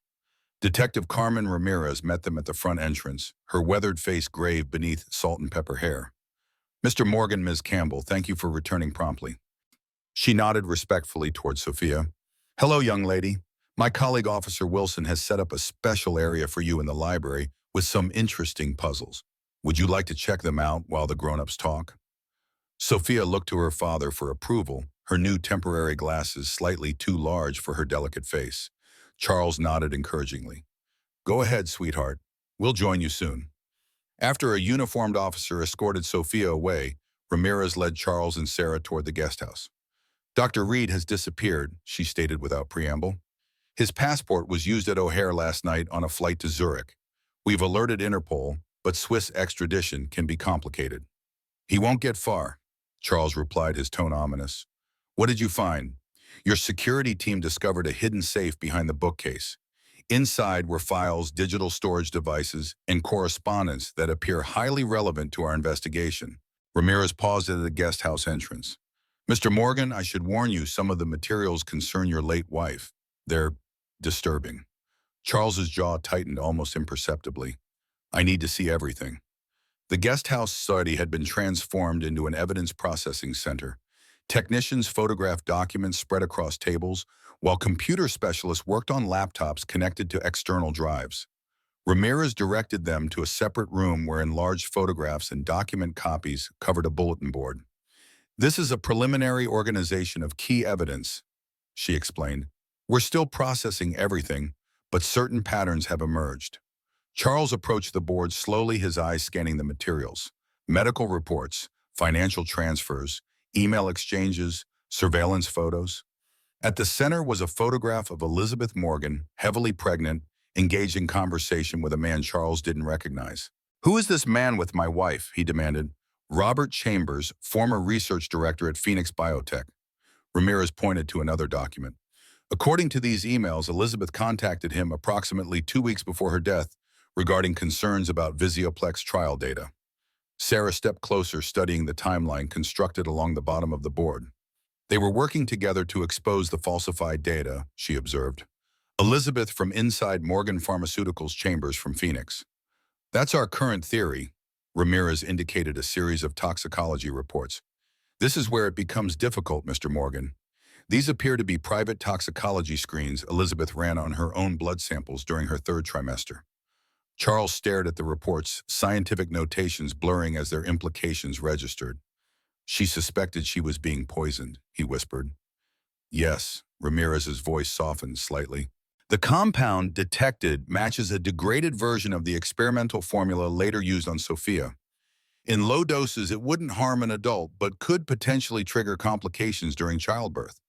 The room seemed to tilt beneath Charles's feet. He gripped the edge of the table, knuckles whitening. "They killed her," he stated, voice hollow. "Reed and Vanessa poisoned my wife to prevent her from exposing the Visioplex fraud.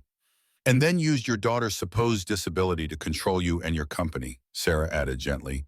"The insurance policy was just a secondary benefit." "There's more," Ramirez continued, indicating another section of documents. "Your company wasn't Reed's only target.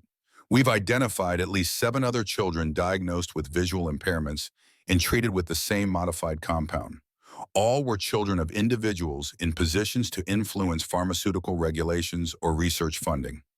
Charles straightened, rage crystallizing into cold purpose. "Where is Vanessa Hayes now?" "In federal custody.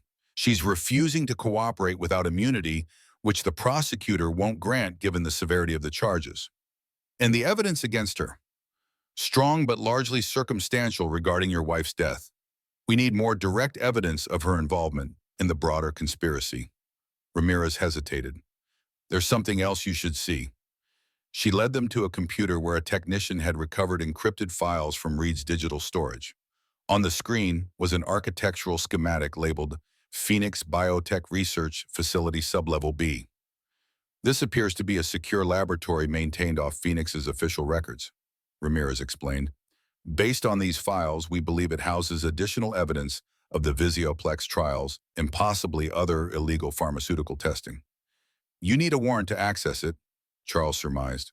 Yes, and Phoenix has excellent lawyers already throwing up roadblocks. Without concrete evidence of what we'll find, a judge won't grant the necessary authorization. Charles studied the schematics mind, racing through potential strategies, weighing legal approaches against the urgency of justice for Elizabeth and Sophia. Before he could respond, his phone rang an international number he didn't recognize. "Excuse me," he murmured, stepping away to answer. Morgan speaking. "Charles." Edwin Reed's voice emanated from the device, simultaneously familiar and utterly foreign. "I assume the police have found my contingency files by now." Charles's free hand clenched into a fist. With remarkable control, he activated the speakerphone function and nodded to Ramirez, who immediately signaled a technician to begin tracing the call. "Why, Edwin?" he asked simply. "We were friends for 30 years. Reed sighed audibly. "It began as legitimate research, a revolutionary treatment for hereditary blindness. The early results were promising, but then the side effects emerged. By that point, Morgan Pharmaceuticals had invested nearly $2 billion. The board wouldn't accept failure. So you falsified data, concealed the dangers. I modified the research parameters, explored alternative applications." Reed's voice hardened. "Your wife wouldn't understand the necessary compromises in pharmaceutical development. She was going to destroy everything with her idealistic whistleblowing. So you murdered her." Charles's voice remained unnaturally calm. "And blinded my daughter to cover your tracks. Elizabeth's death was regrettable, an unforeseen complication of a minimal intervention intended only to discredit her findings. As for Sophia," Reed paused. "The treatment was temporary, reversible, a necessary measure to ensure the ultimate success of a medication that will eventually help millions." "You're delusional," Charles hissed, composure finally cracking. "You'll spend the rest of your life in prison." Reed laughed softly. "I think not. The Swiss appreciate medical innovators with substantial financial resources. But I didn't call to debate ethics or legal consequences, Charles. I called to offer you a choice." "I'm listening." Charles signaled Ramirez, who indicated they needed more time to complete the trace. "Phoenix maintains comprehensive records of our arrangement, financial transfers, meeting minutes, your signed authorizations for special research parameters, documents suggesting you were aware of the Visioplex issues long before Elizabeth discovered them." Reed's tone turned smug. "If these materials became public, the legal and reputational consequences would be significant. Your company would collapse. Your personal fortune would evaporate in legal settlements. You're blackmailing me with forged documents." Charles's contempt was palpable. "No one will believe them." Perhaps not, but the resulting investigations and media scrutiny would be devastating regardless. Particularly for young Sophia, who would grow up known only as the blind girl who wasn't blind daughter of the disgraced pharmaceutical mogul. The line went silent as Reed allowed the threat to resonate. Finally, he continued. "However, there is an alternative. A substantial wire transfer to certain accounts, say $50 million, would secure all Phoenix's documentation and ensure their permanent disappearance. You retain your company and reputation. Sophia grows up without the shadow of scandal. Everyone benefits." Charles met Ramirez's eyes. She held up 3 fingers and 2 then 1, indicating they'd almost traced the call. He needed to keep Reed talking. "How would this transaction occur?" he asked, infusing his voice with calculated uncertainty. "I would need guarantees." "Of course," Reed sounded pleased, sensing victory. "Instructions will be sent to your private email within the hour. Once the transfer is confirmed, you'll receive access codes for a secure server containing all relevant materials. And I'm supposed to trust you after everything you've done." "Not trust Charles. Mutual self-interest. Neither of us benefits from prolonged legal battles and public exposure. This is simply efficient resolution." The technician gave Ramirez a thumbs up. They had the location. She scribbled on a notepad and showed it to Charles. "Zurich Marriott Hotel." "I'll consider your proposal," Charles responded coldly. Expect my decision within 24 hours. A wise approach. Until then, Charles ended the call before Reed could finish, turning to Ramirez with renewed determination. You have his location. What happens now? Swiss authorities have been notified. They'll place him under surveillance while we formalize extradition requests. Ramirez tucked away her notebook. But without access to the evidence at Phoenix Building, an airtight case will be challenging. Then we get that evidence? Charles straightened his shoulder. Decision made. Detective, I believe I can provide you with probable cause for that warrant. He removed a USB drive from his pocket, the one marked EM, that Sarah had taken from his briefcase. This contains Elizabeth's original research notes and recorded conversations with Phoenix executives discussing Visioplex side effects. She left it in a timed safety deposit box with instructions for delivery to me if she didn't reset the timer monthly. His voice caught slightly. It arrived 3 days after her funeral. I couldn't bring myself to view the contents until now. Sarah placed a gentle hand on his arm. You didn't know what was happening, Charles. No, he agreed quietly, but I should have. I should have trusted Elizabeth's concerns rather than Reed's explanations. He handed the drive to Ramirez. This should give you everything you need for your warrant. It will certainly help. Ramirez pocketed the drive. We'll move on Phoenix Biotech immediately. In the meantime, I recommend you and Sophia relocate temporarily for security purposes. Despite Vanessa's arrest, other conspirators could pose a threat. Charles nodded thoughtfully. I have a lake house in Michigan. Remote secure. We can leave tonight. I'll arrange for protection during your transfer, Ramirez promised. As the detective departed to expedite the warrant process, Charles turned to Sarah. Will you come with us? Sophia trusts you. And after everything you've done, of course, she replied without hesitation. I wouldn't leave her now. Their eyes held for a moment, mutual purpose, solidifying into something deeper, a shared commitment to protecting Sophia and honoring Elizabeth's memory by exposing the truth regardless of the consequences. Thank you. Charles's voice carried the weight of emotions rarely expressed. For seeing what everyone else missed. Sarah smiled gently. Sometimes the most important things are hidden in plain sight. Nestled among towering pines on the shores of Lake Michigan, Charles's lake house proved to be a sprawling modern retreat with panoramic views and state-of-the-art security. For 3 days, they lived in suspended animation, Sophia delighting in her gradually improving vision, Charles and Sarah taking turns reading to her, playing simple games, and explaining the complicated situation in age-appropriate terms. On the 4th morning, as Charles prepared breakfast in the open kitchen, his secure phone rang, a Detective Ramirez with news that would shatter their temporary peace. The raid on Phoenix Biotech was partially successful, she reported, voice tight with controlled frustration. We secured significant documentation regarding the Visioplex trials and located the unauthorized laboratory. But Charles prompted, sensing the unspoken complication. Evidence suggests they received warning approximately 20 minutes before our arrival. Key servers had been wiped and several file cabinets emptied.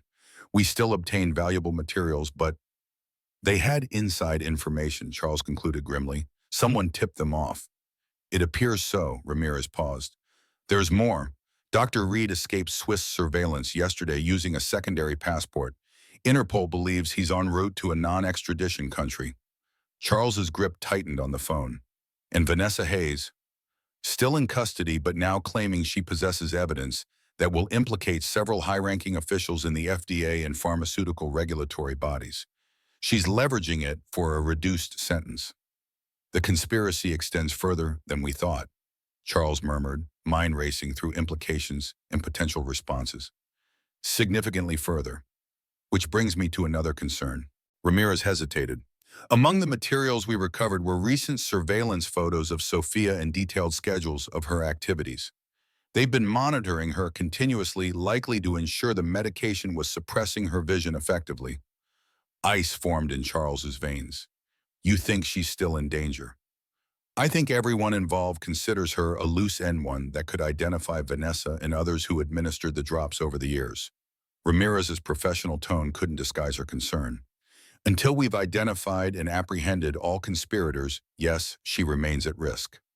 Charles thanked the detective for the update and ended the call, turning to find Sarah standing in the doorway. Her expression confirmed she had overheard enough to understand their situation had deteriorated. "They're not going to stop, are they?" she asked quietly. "No." Charles moved to the window, scanning the tranquil lakefront that suddenly seemed less secure. People with this much to lose rarely do. "What happens now?" Before Charles could answer, his phone chimed with an incoming email. The sender was unfamiliar, but the subject line froze his blood. "Elizabeth's final project. Time sensitive." With growing dread, he opened the message to find only a brief text. "The work remains unfinished. Lake facility compromised. Extraction team en route. Estimated arrival 30 minutes. Proof attached." The attached image showed Charles, Sarah, and Sophia walking along the private beach the previous evening, clearly taken with a telephoto lens from the surrounding forest. "We need to leave. Now." Charles thrust the phone towards Sarah. "They've found us. Wake Sophia and pack only essentials." Sarah gasped at the photo but maintained her composure, immediately heading towards Sophia's room, while Charles activated the house's security protocols and contacted his private security team. Within minutes, they had gathered in the garage where Charles's Range Rover waited, engine running. "Where will we go?" Sarah asked, buckling a sleepy Sophia into her car seat. "They seemed to anticipate our movements." Charles's expression hardened as he slid behind the wheel. "Somewhere they won't expect. Somewhere personal." The decision crystallized as he navigated the private drive toward the main road. After Elizabeth's death, he had kept one property completely separate from his business and financial records, a small cabin in the North Woods where they had spent their honeymoon. Its existence was documented only in their personal history, never digitized, never shared.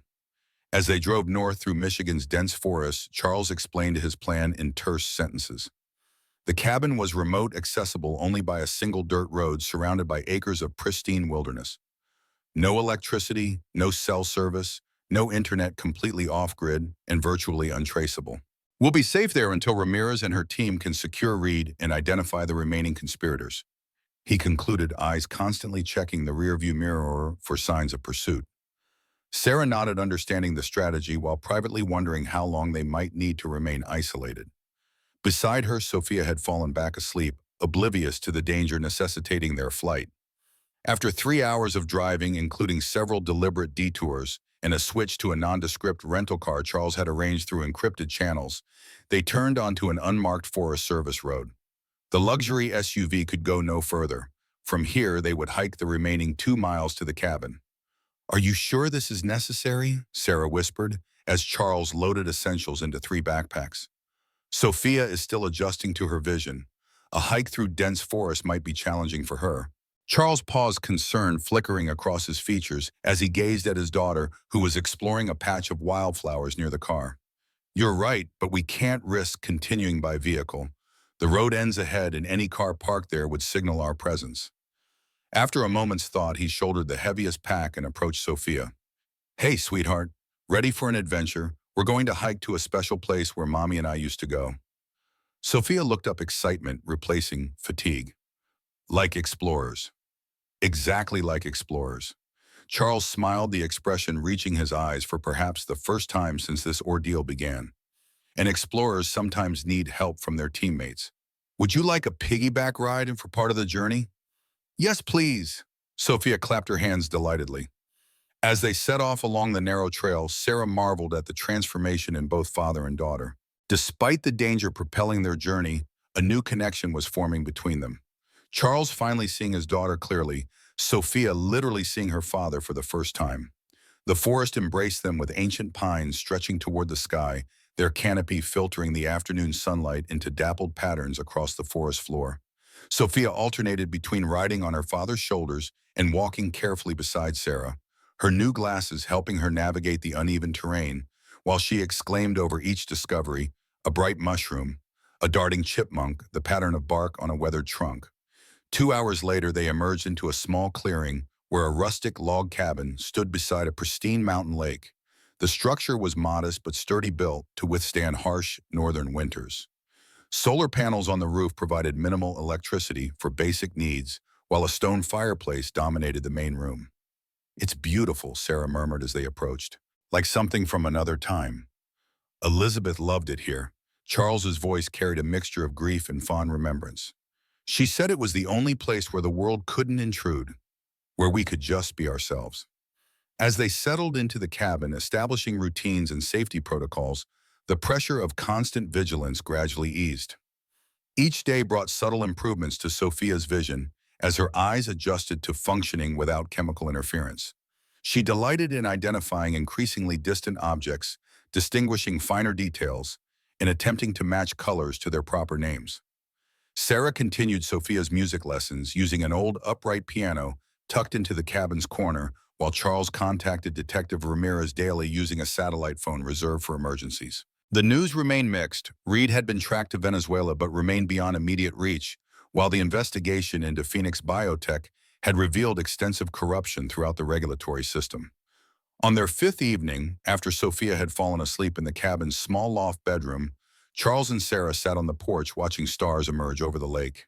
The silence between them had grown comfortable, even intimate, the unspoken bond of shared purpose deepening into mutual respect, and something more complex neither had acknowledged.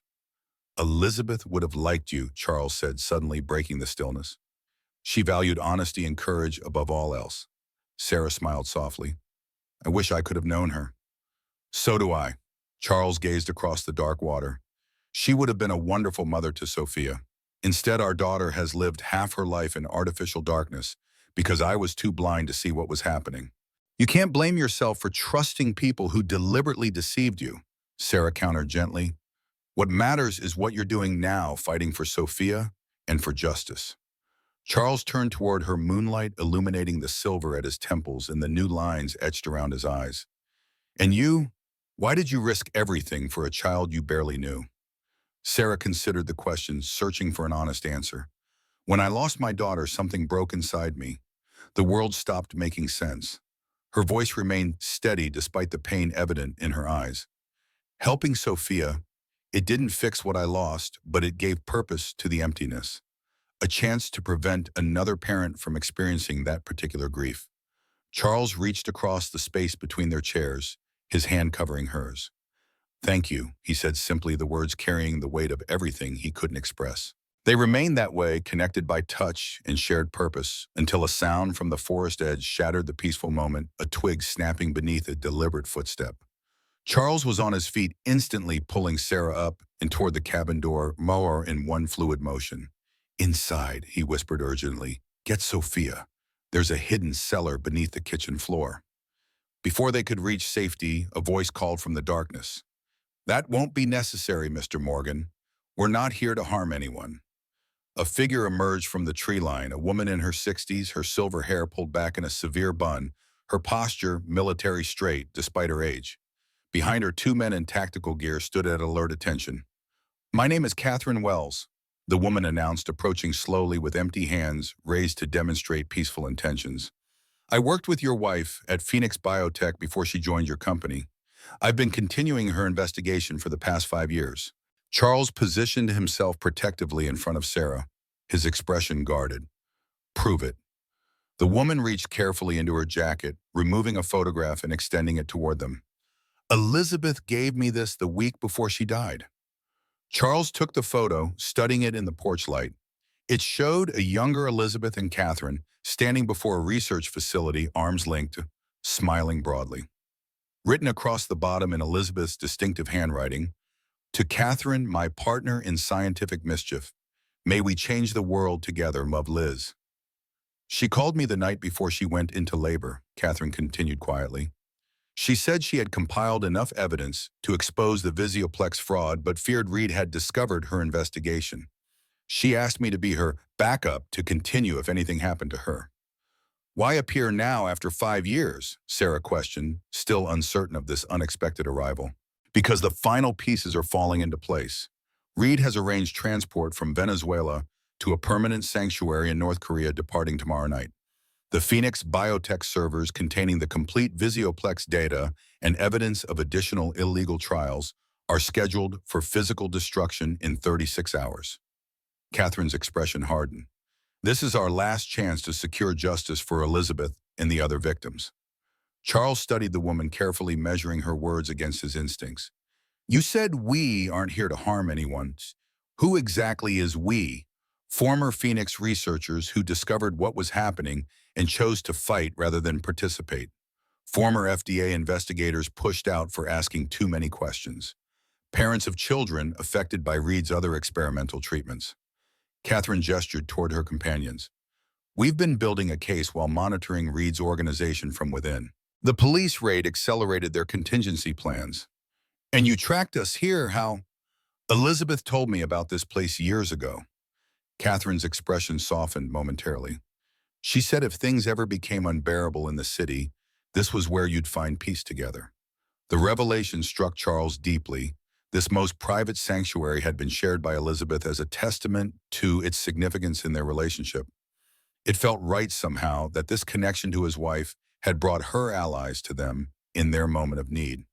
What do you want from us? He asked, his posture relaxing slightly. Your testimony and Elizabeth's original evidence.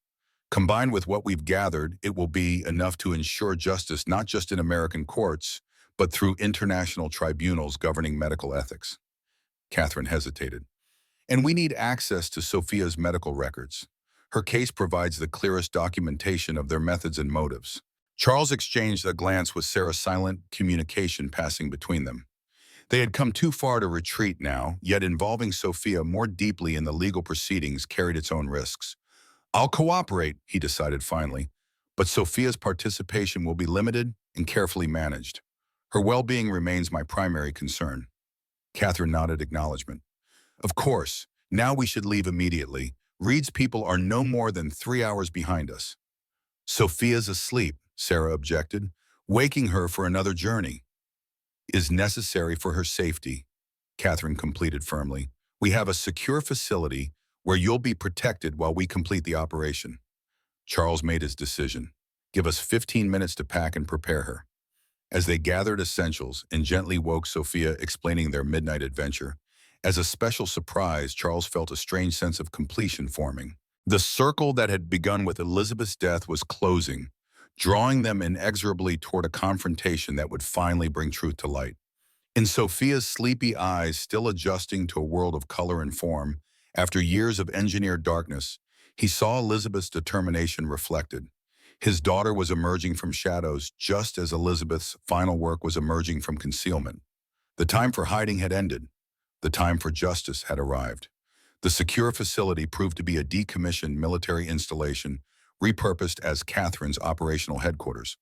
Located 3 hours south of the cabin, its unremarkable exterior concealed sophisticated communications equipment, living quarters, and a comprehensive evidence archive documenting 5 years of meticulous investigation. For 2 days, Charles and Sarah worked alongside Catherine's team, providing statements, reviewing documentation, and preparing for the coordinated international operation against Reed and his conspirators.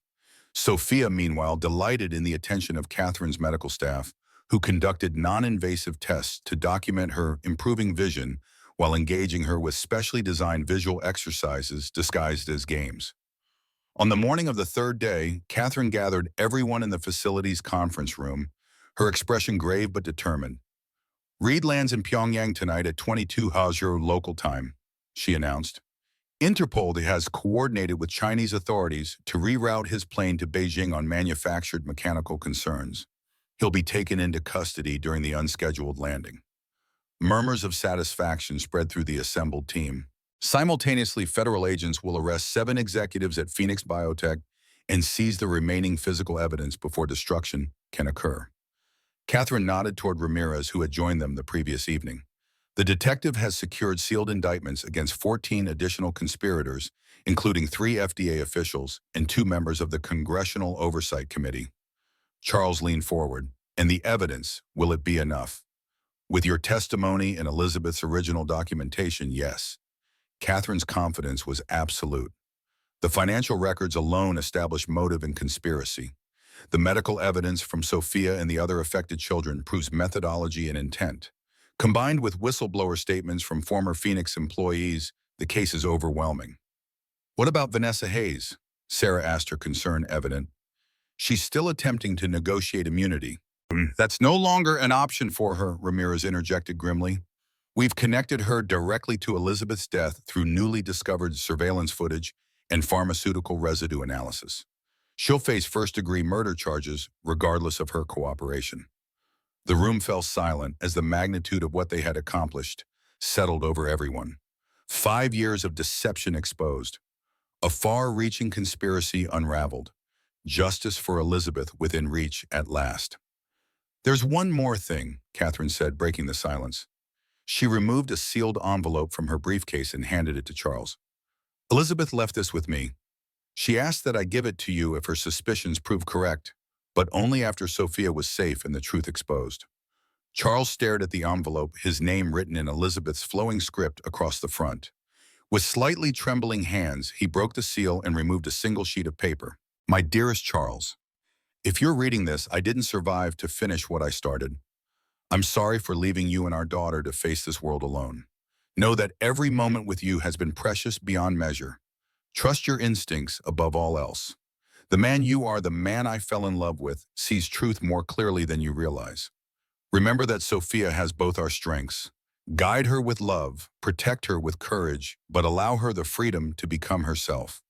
Whatever darkness you've endured since my departure, remember this light always finds a way through. Sometimes we must simply remove the barriers we've placed before our own eyes. All my love, eternally." Elizabeth. Charles folded the letter carefully, tucking it into his breast pocket close to his heart. The room remained respectfully silent as he composed himself, straightening his shoulders and reclaiming his customary presence. "Let's finish what Elizabeth started," he said simply. The next 24 hours unfolded with military precision. Reed's capture in Beijing dominated international headlines, while coordinated raids across 3 continents netted 37 conspirators. Evidence secured from Phoenix Biotech's hidden servers revealed the full extent of the operation, not just Visioplex, but 11 additional medications with falsified safety data, collectively generating billions in revenue while endangering thousands of patients. Charles watched the news coverage from Catherine's facility, Sophia curled against his side on a comfortable sofa, her new proper glasses framing eyes that grew clearer and more focused each day. Sarah sat nearby, her quiet presence, a comfort they had both come to rely upon. "Are the bad people going to jail, Daddy?" Sophia asked, her perception extending beyond her years. "Yes, sweetheart." Charles brushed a strand of blonde hair from her forehead. "They can't hurt anyone else now. And we can go home soon to our house." Charles exchanged a glance with Sarah. "Yes, but there might be some changes. The house holds difficult memories for both of us now." "Maybe we could make new memories," Sophia suggested with childlike simplicity. "Happy ones with Ms. Sarah, too." The innocent suggestion carried implications that caused Sarah to blush slightly and Charles to clear his throat. Neither adult acknowledged the moment directly, but something shifted between them. Possibility opening where before there had been only shared purpose. 3 days later, with the immediate crisis resolved and security concerns diminished, they returned to Chicago. The Morgan estate seemed simultaneously familiar and foreign, the structure unchanged, but the atmosphere irrevocably altered by awareness of what had transpired within its walls. As summer faded into autumn and autumn yielded to winter's first snowfall, life established new patterns. Sophia continued visual therapy with remarkable progress, her natural resilience overcoming years of artificial limitation. Charles restructured Morgan Pharmaceuticals with transparency as his foundational principle, personally overseeing an ethical review of every product in development. Sarah remained Sophia's music teacher, but her role gradually expanded beyond those professional boundaries. Dinners together became routine. Weekend outings evolved into treasured traditions. The 3 of them formed a unit not through declaration, but through accumulated moments of shared joy, concern, and understanding. 1 year to the day after Vanessa's arrest, Charles invited Sarah to join him in his study after Sophia had gone to bed. The room had been transformed, Elizabeth's photographs displayed prominently alongside recent images of Sophia, the decor warmer, and more inviting than its previous austere efficiency. "I have something to show you," he said, gesturing toward his desk where architectural plans were spread across the polished surface. "A new project I'm considering." Sarah examined the drawings, a modern building with expansive windows and thoughtfully designed spaces. "A school," she guessed, noting the classrooms and gathering areas. "The Elizabeth Morgan Center for Visual Arts," Charles confirmed, "a specialized school for children with visual impairments and those recovering from them. art, music, theater, all designed to celebrate sight while accommodating its absence. It's beautiful, Sarah said sincerely, understanding the healing this project represented for him. A perfect tribute to Elizabeth and what she fought for. I hoped you'd think so. Charles seemed uncharacteristically uncertain, his usual confidence momentarily suspended. Because I'd like you to be part of it, as the musical director initially, but perhaps eventually more. Sarah looked up sharply, sensing layers to the invitation. More, Ira. He took her hands in his, the gesture simultaneously gentle and grounding. This past year has taught me that second chances arrive in unexpected forms. Elizabeth will always occupy a sacred place in my heart, as your daughter does in yours. But we've discovered that grief and joy can coexist, that new beginnings don't diminish what came before. Understanding dawned in Sarah's eyes, her breath catching slightly. Charles, are you asking if you might consider a future where your role in our lives becomes official? He completed, his voice softening. Yes, I believe I am. Not immediately, not before you're ready, but someday when it feels right. Tears gathered in Sarah's eyes, not of sadness, but of recognition of how profoundly their paths had intertwined through tragedy and redemption. I would be honored, she whispered. Someday, when we're all ready. Charles smiled, the expression reaching his eyes with a warmth that had once seemed lost forever. Then we'll build toward that day together, one step at a time. Outside the study window, snow fell silently over the estate grounds, transforming the landscape into something pristine and new. From upstairs came the soft notes of Sophia practicing piano in her room, a melody Elizabeth had composed years earlier, now brought to life by the daughter who carried her legacy. Inside the hearts of those who had fought to rescue light from darkness, winter yielded to an unexpected spring, a season of renewal that honored the past while embracing a future built on truth, courage, and the enduring power of seeing clearly at last.